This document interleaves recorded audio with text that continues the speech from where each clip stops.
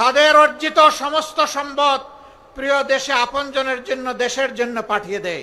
জামায়াতে ইসলামের আমির ডাক্তার শফিকুর রহমান বলেছেন, প্রবাসীরা বিদেশে কঠোর পরিশ্রম করে আয় করা অর্থ দেশের উন্নয়নে পাঠান। তারা বিদেশে প্রসাদ না বানিয়ে সেই টাকা জন্মভূমি ও স্বজনদের জন্য পাঠিয়ে দেন।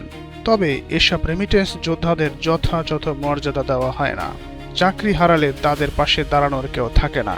আন্তর্জাতিক শ্রমিক দিবস উপলক্ষে আয়োজিত শ্রমিক সমাবেশে এ কথা বলেন তিনি। দেশের ভিতরের শ্রমিক ভাই বোনদের জন্য আমরা কথা বলছি, বাইরের যারা তারাও তো আমাদের ভাই বোন, তাদের জন্য কথা বলবে কে?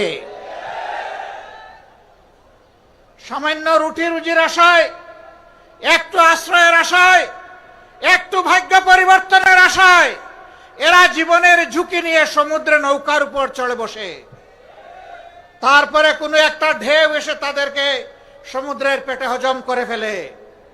আর কেউ ভাগ্যবশত চলতে চলতে দুলতে দুলতে কোন সুরত যেখানে গিয়ে পৌঁছতে চায় সেই বন্দরে ভিড়ে। ওখানে ভিড়ার পর কারো জায়গা হয় কারাগারে, আর কারো জায়গা হয় বনে জঙ্গলে। তারপরে আস্তে আস্তে আস্তে পথ খুঁজে নেয়। সেই সমস্ত লোকেরা যখন একটু কাজকর্ম করে, তখন বিদেশের মাটিতে প্রাসাদ গড়ার চিন্তা করে না।